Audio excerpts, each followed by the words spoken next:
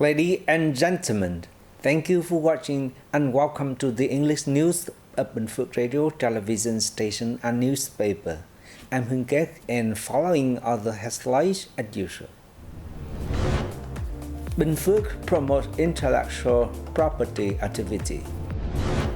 Binh Phuoc is improving the effectiveness of women-led cooperatives. Prime Minister chairs meeting on Ho Chi Minh City socio-economic development. The top legislator pay a working visit to Nam Định province. HSBC's banks raises Vietnam's GDP growth forecast to 6.5%.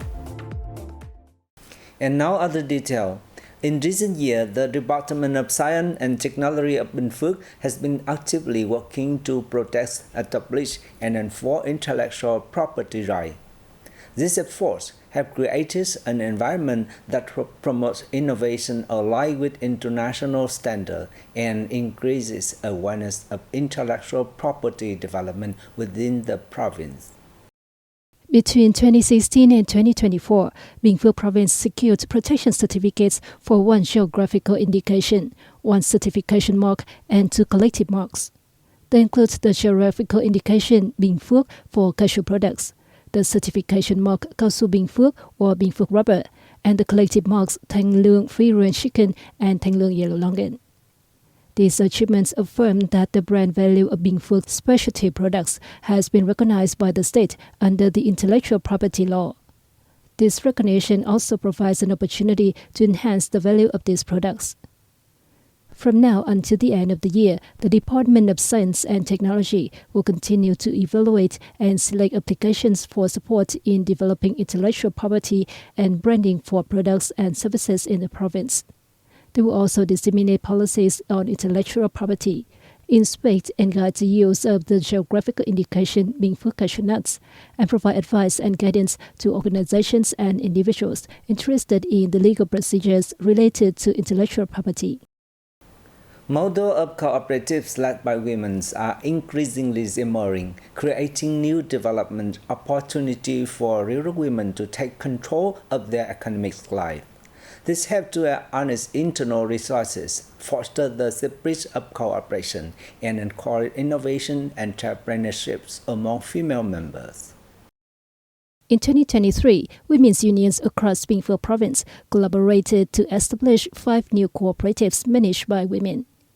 Although the number is still small, it marks an initial success for the Binh Phuoc Women's Union in its ongoing efforts to implement the party and state's policies.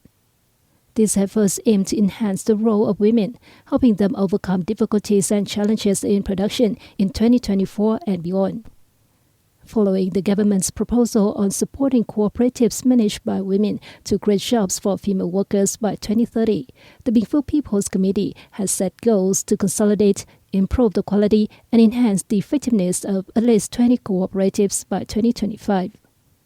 It aims to support the establishment of 50 cooperative groups managed and operated by women, support the creation of 3 new cooperatives managed by women, thereby generating numerous jobs for female workers.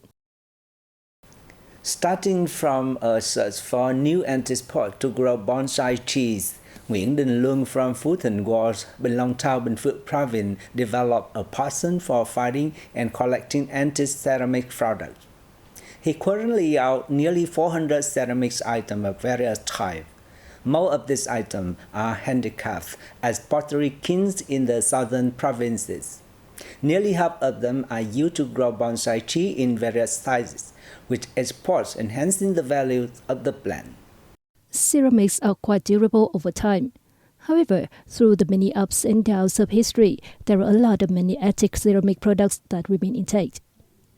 The oldest ceramic item that Luân owns is a flower pot about 120 years old, which still retains its original color and shape.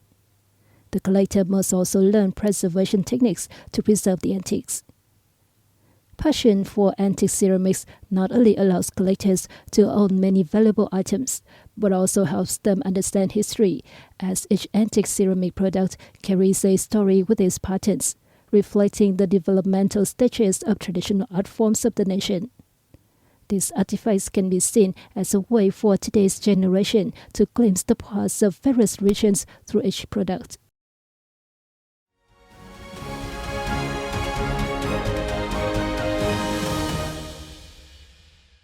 And now let's begin the domestic news with the latest activity of Prime Minister Phạm Minh Chính. Prime Minister Pham Minh Chinh on August 10th chaired a meeting on Ho Chi Minh City socio-economic development. According to the report, the city's GDP in the first half of the year soared by an estimated 6.46% over the same period last year. Other indicators recorded strong growth, such as total retail sales of goods and consumer service revenue increasing by 10.3%, export turnover by 10%, the number of foreign tourists rose over 30%. Speaking at the meeting, Prime Minister Chin praised the city's efforts, which resulted in many important results. He stressed that Ho Chi Minh City should promote the reform of administrative procedures, strengthen decentralization in work handling, and promote national digital transformation. The government leader asked the city to strive to reach economic growth of 7.5% to 8% this year. Also on August 10th in Ho Chi Minh City, Prime Minister Pham Minh Chinh chaired the fourth meeting of the Coordinating Council for the Southeastern region. During the first 7 months of 2024, the Southeastern region recorded fair growth, but still fell short of expectations. Its economic growth stood at 5.58% during the period, lower than the national average and only higher than that of the Central Highlands, the Council reported. Recognizing the region's contributions to national socio-economic development, Prime Minister Chin stressed that it still faces certain shortcomings, difficulties, and challenges. Given this, he asked ministries, sectors, and the localities to invest efforts in keeping macroeconomic stability, promoting growth, curbing inflation, and controlling debts and budget overspending. In particular, Ho Chi Minh City needs to quickly complete its master plan, to be submitted to the government for approval, he noted. To ensure the effective implementation of the regional master plan and maximize the Southeast's potential and advantages, he demanded the relevant parties quickly complete studies for regional and inter-regional projects. Coming up now, we have a report on the activity of National Assembly Chairman Trần Thanh Mẫn. National Assembly Chairman Tran Thanh Mon had a meeting with the Standing Committee of the Nam Dinh Provincial Party Committee on August 10th.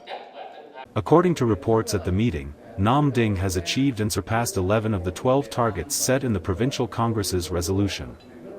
They included an average annual gross regional domestic product growth rate of 9.2%, and the multidimensional household poverty rate brought down to just over 1%. Addressing the meeting, Chairman Mun asked Nam Dinh to actively carry out the provincial master plan, exert stronger efforts to become an important development powerhouse in the Red River Delta, and productively implement the national target programs, as well as the National Assembly and government's resolutions. It is necessary for Nam Dinh to complete building advanced and model new-style countryside, maintain its top position nationwide in terms of the educational quality, he noted. Ladies and gentlemen, HSBC Bank has raised its forecast for Vietnam's GDP growth this year to 6.5% as compared with the previous projections of 6% following the country's better than expected performance in the first half. The update comes from the bank's Global Research Department in its recent Vietnam at a Glance report. HSBC's analysis highlighted that the manufacturing sector was the most surprising, growing by 10% year-on-year. This was reflected in strong export growth in the second quarter, which reached 15% year-on-year. While the recovery was mainly led by the electronics sector. The outlook for long-term foreign direct investment remains bright. Despite a fall from the peak in 2017, new FDI continues to flow into Vietnam, with capital from not only China and the Republic of Korea but also ASEAN countries, particularly Singapore. In addition to trade, tourism-related services have maintained a positive trajectory. In the first half alone, Vietnam attracted over 8.8 million visitors, surpassing the total logged in 2019. HSBC's upward revision of the GDP growth forecast to 6.5% suggests that Vietnam could become the fastest-growing economy in ASEAN in 2024. And that's all for today on the news of Binh Phuoc Radio, television station, and newspaper. Once again, this is BPTV News. Thank you for watching and goodbye for now.